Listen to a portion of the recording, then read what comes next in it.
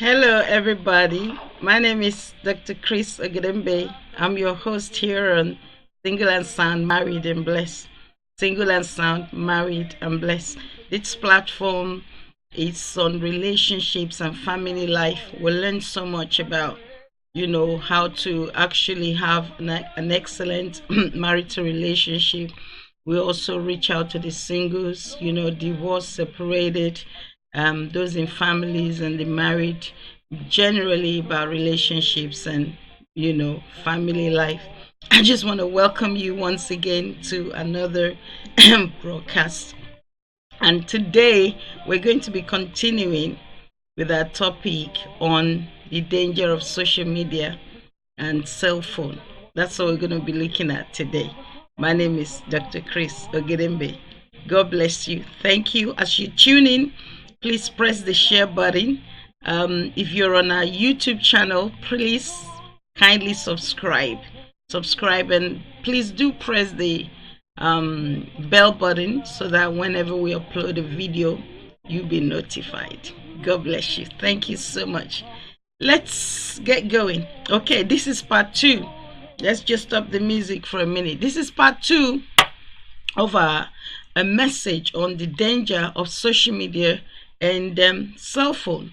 And the reason I'm coming up with this is because being a counselor, I realize that a lot of homes and families, especially, marriages are being disturbed or interrupted, if not messed up, because of social media.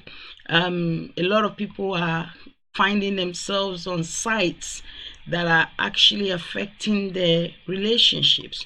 People are going on pornographic sites and messing up and accessing a lot of things, and also time wise, it's really stealing our time. So the time we're supposed to be spending together with our spouses and families and or perhaps our children, and that are being taken up by social media. Now, I'm not condemning social media, because if not for the power of social media, you actually won't be watching me right now. So we are grateful, we thank God, we appreciate all those that have worked extremely hard to bring us social media platforms, be it Twitter, Instagram, Facebook, and YouTube, and a lot of other ones that are out there, Periscope, and many others that are out there. So we are actually very, very grateful. It's made life easier in the sense that we're able to spread the gospel message across the globe.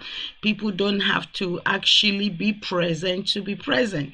So you could be like I'm, here broadcasting this message, and it's going all over the world. So it's the power of social media. So in a way, I don't have to be present in the 7 continents of the world. I don't have to be in Australia, North America, South America, Europe, Africa, Asia, and all of that. I don't have to be there present. But here, through the power of social media, I'm able to reach out to all of you out there watching me. And there's a lot of people watching all over the world. So I'm really grateful for the power of social media. However, when the benefit of something is not appreciated, abuse is inevitable. And so we find that we're constantly abusing what's been given to us to make life easier for us. For instance, you get to text your wife, you get to text your husband, you get to do a FaceTime, to them. Maybe they're at work or they travel. That's the power of media.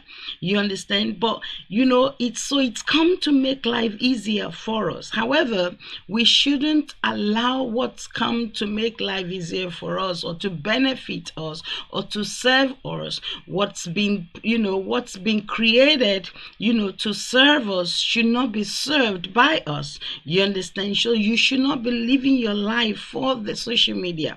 The social media should be benefiting you, should be used to benefit your life. You understand? Like I'm using it now to benefit lives and to benefit my life.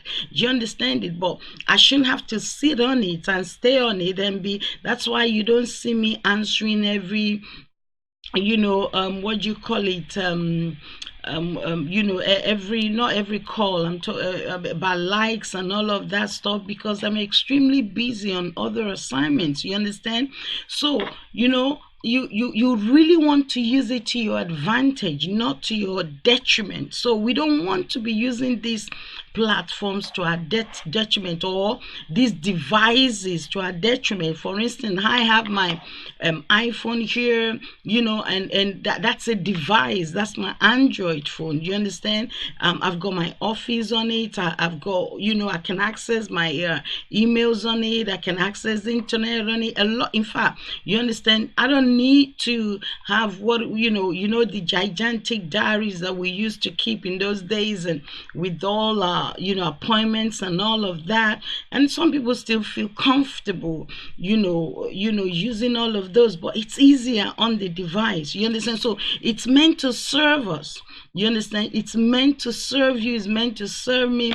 We're meant to reap the benefits and the rewards. However, you give unto Caesar what is Caesar's. You understand? When it comes time for you to devote to your family or do other things that are, a lot of people are not even reading books anymore because they're just constantly on the phone. So we've been talking about that, and we started last week. We talked about, last week, just to have a quick recap. We said that how do you know you have a problem? How do you know that you are addicted? Because we talked about the addiction, you understand, of cell phone especially. How do you know you're addicted? When you check your phone in the night, when you text work, when you're in the bathroom and you have to carry your gadgets with you, you get anxious when you forget your phone at home, or you can't help but use your phone when you're face to face with other people. And so those are the signs that you are actually addicted. So today we're going to look at how you can actually take your life back. How do you take your life back? When I say take your life back, I'm talking about taking it back from addictions to social media. How do you take your life back from addiction to social media? Number one, you need to realize, you need to accept and acknowledge that you have absolute control over your phone, over your gadget. You have control over your device. You are the one in control. You understand who's in charge here? I remember the story of TD Jakes. TD Jakes said that he used to smoke. He used to be a smoker. And then his father kind of looked at him and said, look, who's controlling who? You're letting that little thing control you, that cigarette in your hand controlling you. Who should be controlling who? Who should be in charge? And then he said he looked at himself and said to himself, well, look, and he said, he asked myself, who's in charge truly? My dad is right. Who's in charge, the cigarette or me? It's that simple. And then cold turkey. He stopped smoking. TD Jakes, cold turkey. So the question is, you need to really tell yourself, who's in charge here? Am I the one in charge, or is it this device? Is it this phone? Is it the social media? Is my Facebook in charge of my life? Is my Twitter in charge of my life? Is my Instagram in charge of my life? Some people are constantly on Instagram posting. Some are gossiping about others, some are abusing others, that's why there's so much stress now, because you're picking up negative vibes from the gadget, from the media. This one is insulting this, that one is insulting this one is coming up, coming up with negative everything. A lot of things are negative and they tend to affect us. So you need to ask yourself, who's in charge? You're in charge. So before automatically picking up your phone, your device, to see what shiny new notifications are demanding your attention, say to yourself, what's my purpose for using my phone this moment? What's my purpose? Are you reaching out unconsciously or with a specific task in mind? When you pick up your gadget, is it with a specific task in mind? Don't get me wrong, there are those who have to be on it constantly because that's their work. there are social media what do you call it, gurus. They manage people's accounts for them. There are those who create accounts. There are those who have to manage websites and all of that. So that's fine. I'm talking about a normal individual who does, and some people, they make their living in it, so they have to be on it to create business, products, and send products out. That's different. That's totally different. If you're making money with your device, then that's fine. You are on it. You have to post this. You have to create a product. You have to advertise a product. You have to know who's ordering this, and then you have to process the order and all of that. That's fine. You understand? That's not an issue at all. I'm not talking about those who have to use it to as a business. I'm talking about those who just, who don't have other things to do but waste their time, basically, because you're wasting your time if you are not productive with that thing. So you ask yourself, what's my purpose for using my phone in this very moment? You understand? So that's what you need to ask yourself. So after you've told yourself who's in charge, you want to use the power of intention before you pick your phone. Use the power of intention and ask yourself, what's the purpose? Before I pick this thing, what's the purpose? And then another thing you need to say is, listen, be honest yourself. Call up your app list. There's some applications. I look at my phone one day, I'm like, what are all these things doing on I don't even use 3/4 of them, like 75% of them. I don't even know what they are. Some come automatically with your phone or your device and that, you understand? But listen to me, ask yourself, be honest, do you really need about 80 apps, 100 apps on your phone, or even 50 apps? I doubt it. So take 1 hour, do some app soul searching. Go through each one of your apps, you understand? Each one of them. Ask yourself, how much time do I spend using this one? And then, is this truly adding value to my life? If you're not sure, start by deleting it from your home screen. If it's useful for you, you leave it there. If it's not useful, then delete it from your home screen. So that's the third thing you do. Call your app list up and delete, clean your device of things that you're not making use of, so that they're not distracting you. And that brings me to number 4. Turn off notifications that are distractive. You understand? There's some notifications that are distractive. There are some that are not. There are some notifications I allow to come in, because, I want to know, whatever's happening there and that. You understand? Like, I'm a worshiper, and there's songs that, there's some that I follow. I know if they have new songs coming, if they notify me, I want to know about it. You understand? So there are some notifications you do not need. Somehow some social media tend to think that, they you need to know immediately, which distance acquaintance commented on your, in some of the groups. Some groups we've been in, 5 years, we've not even never been active on those. You can't even remember joining those groups. You can't even remember joining them. You understand? And so they must notify you each time somebody what do you call it, offer, ask to join a group. Then they notify everybody so that you can accept them and all of that. Do you need to have all of that? So those ones that you do not need, shut all of the apps alert.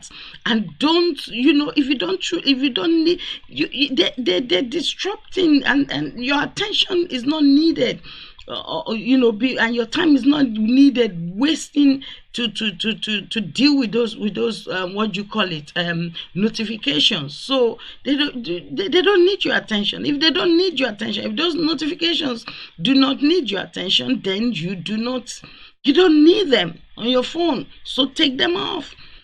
Switch off the notification on them. Don't off my own notification though, because you need to know where we're coming, because this is a platform that's blessing you This is a platform that's educating you. So any if a platform is educating you, blessing you, improving your life, and is self-developing you, then you want to have the notification, so that when it comes up, there's some programs as well I want to know when they come up, so I put on the notification. So if they're on, if I'm not able to watch at that particular time, I leave it on, because I know the notification is there. I go back there, and then I press it later on, and then I watch it. You understand? You can even do it that way. You understand? So, but those that don't need your attention, then take them off. You don't need that. You understand? Number 5, pay attention to your surroundings. Pay attention to your surroundings. What do I mean by that? Texting whilst you're driving, texting whilst you're biking, texting whilst you're either riding your motorbike or flop bike. It's dangerous, number one. Then it steals your attention. It interrupts your focus. So when you're driving and you're texting and you're phoning, you're answering your calls and number, it's dangerous. You could get yourself killed. And cyclists have been known to be killed. Motorbike riders have been known to be killed on the road. Drivers have been known to have nasty, ghastly accidents. Why? Because they're using their device whilst driving. It's quite dangerous. Don't listen. That person can wait. That person till you get to your destination, and then you pick up the phone or you pick it up to text. They can wait. Life will not be, will not come to an obstruction because you have to text somebody, or you have to phone somebody, or you've got to speak to somebody. They can wait in case of emergency. And also, I often say to people, you think something is very important until you become sick and you know what's the most important. God forbid that you be sick. Then you realize that things that you thought were important were not important at all. So there are things that can life will go on without you doing them. That's the truth. Okay, what if you lost your phone? What if what do you call it? God forbid that you're hospitalized. Then so the those that you need to communicate with won't exist or won't go on with their lives. You'll be amazed. So that's why I said to you, even husbands and wives, and that, don't kill yourself because of somebody. Because if you die, they will live. They would get on with life.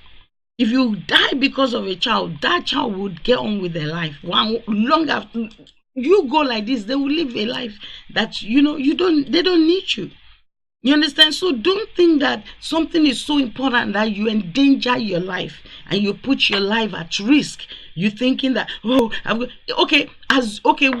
know you're late picking your child up from school. It's wrong. You should have set out in time. But then you're on the phone, you get in the car. Instead of you to make that phone call before you leave home or before leaving your where you are, and call the school and say, look, I'm running late, please, I'll be there 10 minutes late. You jump inside the car, you're rushing to drive to pick the child up, and then you pick up your phone trying to now call the school, but to inform them you're running late. You will get there safely in Jesus' name. But guess what? You're risking your life, and you're risking not being able to pick that child ever at all. So yes, you made the mistake, you're in error, you're in your car. At the end of the day, make sure you just get to school and you apologize instead of putting your life at risk. What am I saying? Pay attention to your surroundings. Don't let your phone interrupt your focus. Don't let your gadget interrupt your focus. Are you understanding me? Then number 6, make a list. Make a list of things that you love doing outside of just picking up your call, your phone and all of that. We call it non-phone things that you do that are not related to your telephone, that are not related to you picking up your gadgets and using them for anything. A cell phone is like a lame source of entertainment. It's a lame source of entertainment because there are other forms of entertainment. Singing to yourself, singing with your family, having a family this singing time, picking up your guitar and your musical instrument and playing is a form of entertainment. Reading book and what you call it. There are all sorts. There are other things. Playing games. When last did you play games? Some of us grew up on, is it Ludo game?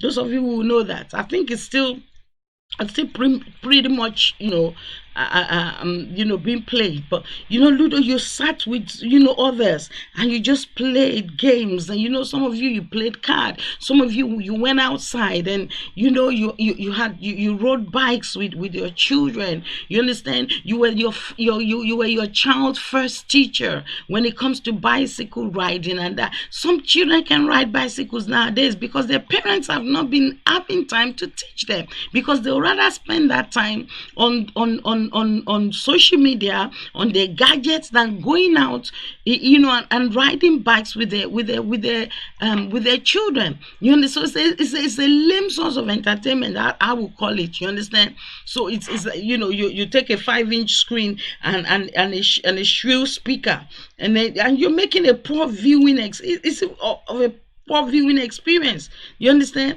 You even when you have games on it, you lean heavily on mindless tapping. You just tapping it on it, and they're mainly echo chambers for the uninformed. Let me put it that way. Echo chambers for uninformed, and we are all informed, but don't waste your time. That's what I'm trying to say. Stop wasting your time. Make a list of real activities that you love, real life activities that you love doing. Substitute them for your phone time. Reading is something that you could fall in love with. If you don't like reading, start it. Until you start, you won't know how amazing it is reading. You understand? And then playing musical instruments. I've told you about playing musical instruments. You understand? Stay in your garden, write in your garden, and do your mowing and walk the neighborhood. Those are stuff that you can do. I like reading music. I was brought up, I learned to read music. You understand? Just picking up a musical piece that you've never heard before, but because the musical notes are there, you're able to sing the song. Yes, you're able to sing the song. You've never sort of heard it sung before, but the notes are there and you just pick it. It stems from do re mi fa sol la ti do. And so you're able to pick which one of those is because the songs are written on the notes. You're able to pick it and to the toning of it, to the height of it, to the even to the timing of it. You're able to do that, and that's fun. To me, that's fun. That's fun to me. You understand? Those are some of my ones, but there are ones that you may like, kind of playing tennis. Tennis is fun. You may like playing table tennis. You may like playing rugby in your backyard. You may like playing any form of sports. That's fun.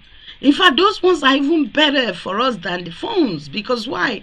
Mentally, physically, body weight wise, it's even, we're deriving more benefit from those, as opposed to just fixing your eyes on this mini screen and then you're typing, and then some you can't even see, and you're like doing, so when you engage yourself in some other things, they're quite, you have more benefits from those than sticking your nose on and your eyes down the cell phone screen, and in wasting of time, especially if you're not even getting anything positive from it. If it's not benefiting you, and you're not, it's not productive, then if something that's not giving you benefits, then you don't have any. What you have dealing with. Some will be scrolling, and I was guilty of it. Sometimes, you just pick your device and you're scrolling, yeah? And then your mind is telling me, oh, scroll more, you might find something more interesting. Okay, that's not interesting, something more interesting will come, and then it becomes so addictive. You understand? So don't waste your time. What else do? you know you know don't take your phone to dinner. For instance, you have a date with your husband, you have a date with your wife, and if you're not already having a date with your spouse, you need to be having a date. It shouldn't be what do you call it? You shouldn't be having a date just when you're courting. You understand? Dating your spouse continues till you die.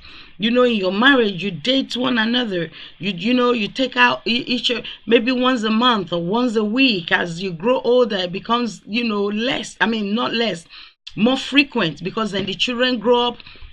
You don't need to sort of look for babysitters to come and babysit the kids, so you have more time yourself, and it's you and your spouse, and so you have more time. You perhaps maybe by then you're even sort of winding up employment, so you have more time for one another, and so you're able to do more dates. You understand? If it's once in 3 days, 3 days, so what? You understand? So but when you're going on a date with your spouse, don't take your gadget with you. You can take it, but switch it off, or put it on silence. When you're at dinner with your spouse, how is somebody else going to be calling you?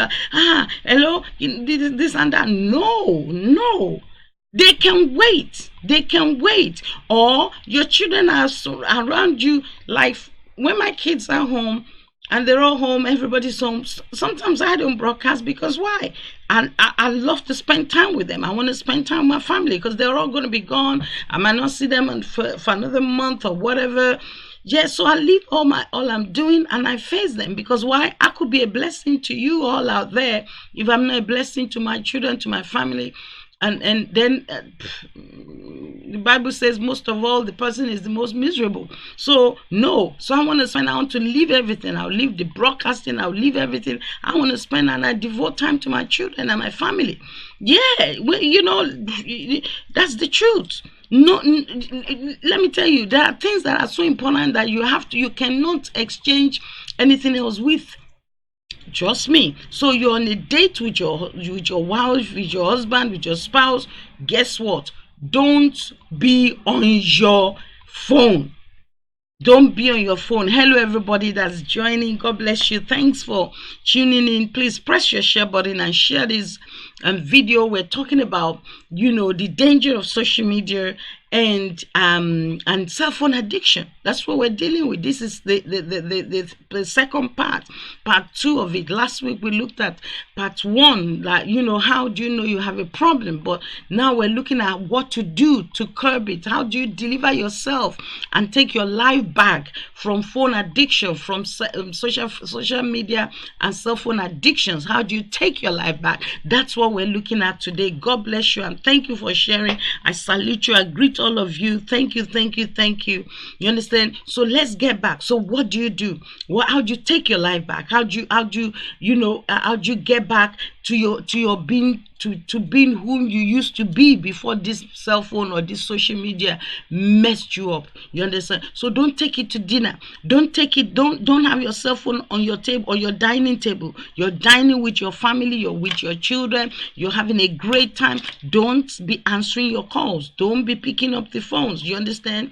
It's always it's an unwelcome guest at a dinner. Your cell phone, your smartphone, or whatever, when you're sharing a meal, that's the most enjoyable part of your day. If you're fully present, you engage with others at the table. It's the most amazing and enjoyable time. Nothing creates a divide between you and those people and your family like the act of whipping up or your phone. You understand? You don't, and it's disrespectful. Even I know you're older than your children, but you're disrespecting your children too. You're disrespecting your husband, you're disrespecting your wife by being on a dinner table with them, and then you're picking up your phone and making calls or answering calls. Nobody is as important as your family, especially that moment when you're having your time of, your meals together.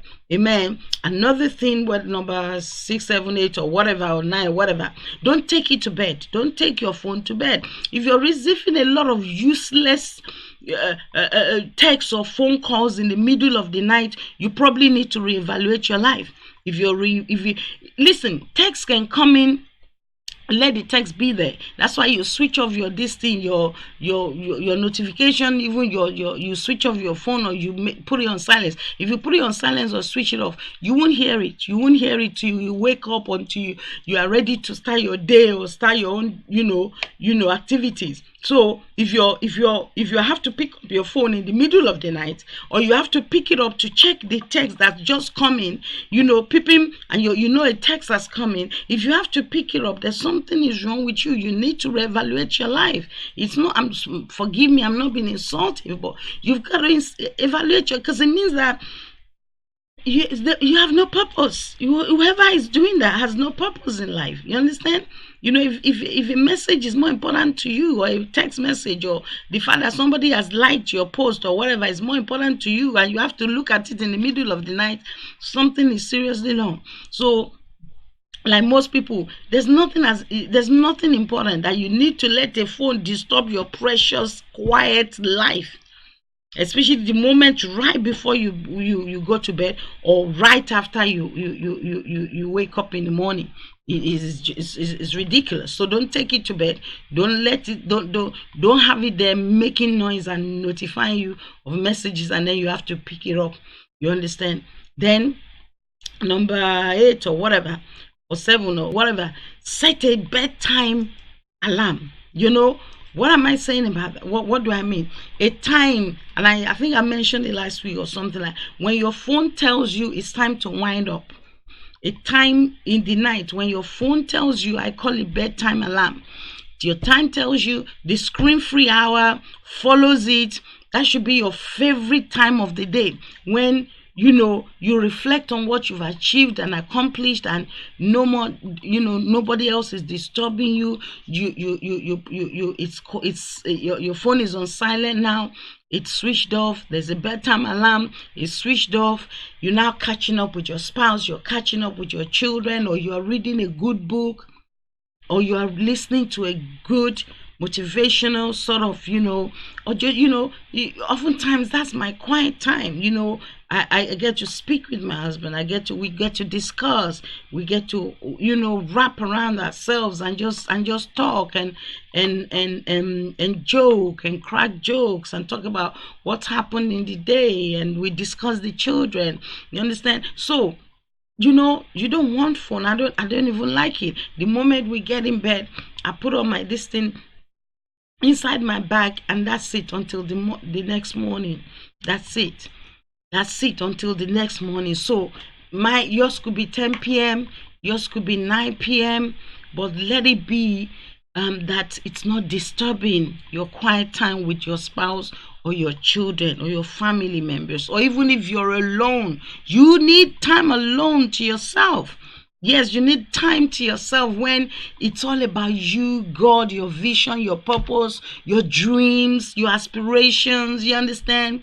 Your what are you aiming to achieve in the next 2, 3, 4, 5, 6, 7, 8, 9 years, 10 years, 20 years, 25 years. You understand? You get to reflect on life, get to reflect on the day. What have you done? How has life been? What am I achieving? What am I going to achieve? What do I want to achieve? Those kinds of things, you understand? So there should be a time when sweep it out. Just, push it aside. Push aside your device so that you're all alone with your family members or you by yourself. You're having a thinking party all by yourself. You understand? Okay. Number whatever it is that you're writing, if you're writing whatever number you're on, take a mini phone vacation. Take a mini phone vacation. You can go longer without it. The more you practice not having the phone, there are some of us who need it to do a lot of things, like, like I told you, my office is on my phone. I make notes. All my notes are on my phone. You understand? My notes, it's become so amazing now that, when I'm preaching or ministering in places, I'm speaking as a guest speaker at events or during my crusades or conferences and that. My children got me out of using my notes. I used to be a notes carrier where I would take my notes to the altar or to the pulpit or whatever, and I use my notes. So I'll be, flipping my pages as I'm ministering or teaching or preaching or whatever it is. And then my children say, "Mom, times have changed. Use technology is there. You have iPad, you won't use it. You have this, you won't use it. Just go, So guess what? So I got converted and I started using my iPad. So I do my notes and it's amazing. So I do my notes on my phone, I do my notes on my iPad. So I take it with me. So if I'm called upon to minister on any subject, I'm never caught unaware. No. Never. Because why? I've got my, once I have my phone or my iPad, my notes are all there, and they synchronize. If I have another gadget, the moment I sign into it, it comes on that gadget as well. So yes, it does make life easy. But guess what? Just because it's, I make it to serve me. I make my devices serve me. I don't serve them. I don't live for my devices. They live to serve me. And that's the way it should be. Use them to your advantage, not to your destruction. Hello, use those devices to your advantage to propel you to advance your cause and to make you more productive. Don't use them to disrupt your home, your family life, or even your own life. You understand? Don't use it to waste your destiny. Many people use it to waste destinies on them. That was the main reason when initially I didn't want to sort of get involved in social media, because of the time wasting. My youths will be saying, they're on social media, they're on Facebook, they're on Instagram, and then you'll be telling me, I'm like, how long what do you do on there? Oh yeah, we just hang out, we just talk to each other, it's like a group, but we just talk. I said, you just talk. Yeah, it's fun. How long? Just 2, 3, 4, 5 hours sometimes. Said, Mommy, is a waste of time, really, but that's what we use it for. So I never wanted to get on social media because of that. I said, really? Is that it? So you just chat and and that's it? And then I said, no, I don't want. So for years, I didn't get into social media. It wasn't good for me not to be on it, because in ministry would have helped me a great deal. So don't be a novice neither, that you totally sort of, some people are, they are quite the opposite. They condemn everything on social media. They condemn the whole use of it, whereas you use it to your advantage. You understand? So it does come with a lot of advantages, so you use it to your advantage. You understand? So, but take vacation, mini vacation, turn your phone off, put it in a drawer in the evening, or a day, or a whole day. Tell people you're taking a phone break, or so they will know not to miss you. Put it on your social media pages. And say, look, if you have to, you don't really have to tell anybody, really. But if you have to, say, look, so for a whole week, I'm not going to be posting or coming on social media. So I'll see you when I get back. That's fine. So people know. If you think it's that important, then you can do it that way. After a while, you start to notice, a return to the natural human state of contentment, of joy, of peace. You understand? It's like it cleanses you off of your. To me, that's what it does to me. It's a cleansing time for me. It's a cleansing procedure. Detox. You understand? So your system, your mind, of all the garbage you have read, you've heard, the abuses, the insults, the some perversion, you understand, the unfair judgment maybe of the judiciary system, you understand. It just clears those things that mess up your mind when you hear them, when you read them, you understand. You like, everything that pollutes your mind. When you take a social media break or a cell phone break, those things, you're cleansed off of the worries and the cares and the anxiety and the, what you experience that messes your spirit man up. It cleanses you of all that and puts you in your right mind and you're content with there's a kind of joy you feel, you understand. There's a kind of fresh refreshing. You feel fresh all over again. It's like taking a nice deep bath, and it's really with beautiful oil, aromatic oil and all of that, and then your body is cleansed. And your mind, that's the way, what it does to your mind.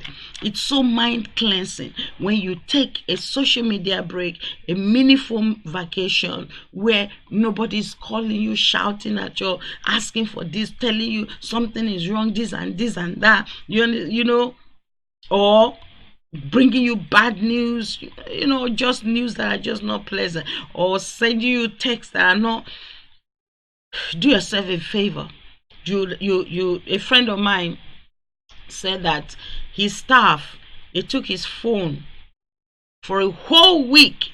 They told him no phone calls, no messages, no receiving or calling, nobody's calling. He said that was the best time of his life. That was the most amazing thing the staff could have ever done for him. He said for a whole week he didn't have access to his phone. He said initially he was like, how will I survive? Oh no, I need my. He said, boy, it was amazing, and that he was shocked to see that he actually did survive, that he survived, and that he said the atmosphere was, the serenity, the atmosphere was peaceful, amazing. So he said he felt the peace of God. He felt so much joy, like this heavy weight taken off of his shoulders. No more worries. So he wakes up, he's fresh. He wakes up, he's able to read his Bible and commit to the Lord in prayer. And he said it was so. He said since then he's been doing it every so often, every now and then, where for a whole week he doesn't have access to his gadgets. You try it, you'll be amazed. It will work out for you. And lastly, yes, you may take a short break, but life is calmer without your phone, without your other things. Life can be a challenge that you escape from into your phone, or a daring adventure that you embrace fully with the presence of as an open heart. You can tell which side I'm on. You can tell which side I'm on. But where do you stand? You understand? Yes, I do use these devices. However, I do take breaks. I take social media break. I take phone break, where I switch off. Doesn't matter where you're looking for me from. I'm alive, but you won't get me. Because why? And at times I call my solitude oftentimes, and I do that once in a month, where a few days I shut down everything and I am in solitude, where it's a place of aloneness with God, where I'm just there. I'm praying, I'm studying, I'm researching, I'm enjoying it. I'm reading books. I'm listening to music. I have my what do you call it? Um, sound system. I still have my CDs, great CDs. You understand? And those moments are powerful, powerful. Do you understand? And I have a particular phone that nobody else has. I use that to get into my worship, and I'm just alone with God. Amazing. Oh, listen, I hope we've been a blessing to you. I hope that's been a great blessing actually. I hope that thank you, a lot of you that have been reaching out and telling us how much of a blessing, how that you really needed that, that, oh wow, that you were so guilty. So many people felt they were so guilty. But listen to you don't need to feel guilty. That's why we're doing this. You just, because unless somebody brings it to you, and the reason I'm doing this is because it's affecting our family lives. That's why I'm doing it, so that it doesn't affect your marital life, it doesn't affect your marriage, it does not affect your time with your children. I mean, so I don't, you won't see me at home. We get home in the evening. I you won't see me just picking up calls and talking to somebody. No, no, no. I'm doing it. I'm home. My kids are home. My husband's home. Everybody's home. I want attention. You understand? And even if they may not even, especially the kids may be in their own room doing their own things and doing whatever they want to do. Yes, but guess what? I still create that time and leave it there for if they need to come to me or approach me. So I'm not talking to anybody on the phone, or stealing that time, just because they're not around, or they don't need me, or they are living their own world, or they're in their own room doing their own things. No, I still leave that time there. You understand? So hey, I pray it's been a blessing to you. That's our part 2, and that's how we're going to leave it for now, unless it becomes necessary again later. I did do one about over a year ago, so but this is from a different angle, you understand, from like cell phone addiction, really. You understand? So please take control of your life. Control your own life and control yourself. You are the one in charge.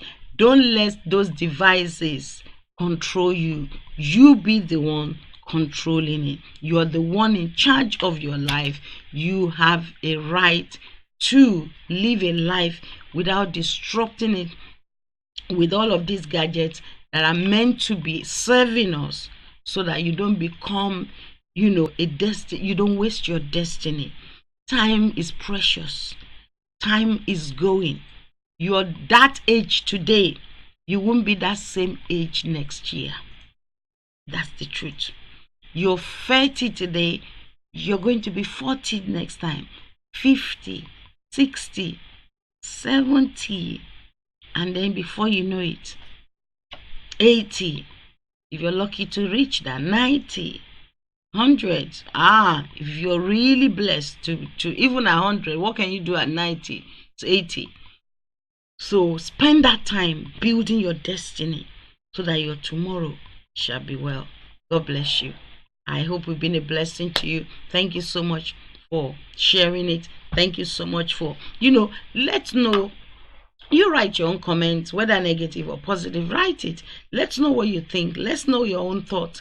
Let's know, what we don't know, that you feel we've not put in there. Just put it in the box, and let people be able to learn from that. God bless you. Hey, this is your host here, Dr. Chris Ogedembe. On this is, we do 2 programs actually. We do 2 programs. We have Single and Sound, Married and Blessed, and we have Parenting Without Tears. So Parenting Without Tears, we usually do the broadcast on Saturdays at 10 o'clock UK time, and I think that's 11 in Nigeria, and then in India that's kind of 3 o'clock, and then in New York that's 3 o'clock as well. So you check the time zone in your area and just join us. And then on Sundays we come with Single and Sound, Married and Blessed, You understand? So please join us on any of the platforms. If you're not able to, then go back and watch the play. I mean, watch the broadcast and make it a better. You can download it. You can write notes from it. You can teach it to others. You can give it to others as whatever. Freely we're giving, freely we are giving it back. So we're not selling anything on this platform. Everything we're bringing to you, you can use in your own groups, in your church. If you're a minister, if you're a teacher, you can write them down in form of notes and you can teach it to others. Freely we have given it to you. It's not an issue at all. You don't need our permission. You can use our materials whenever, wherever, however. You understand? So long as you're blessing lives. And God bless you till I come your way again next time. God bless you. Do have a good day.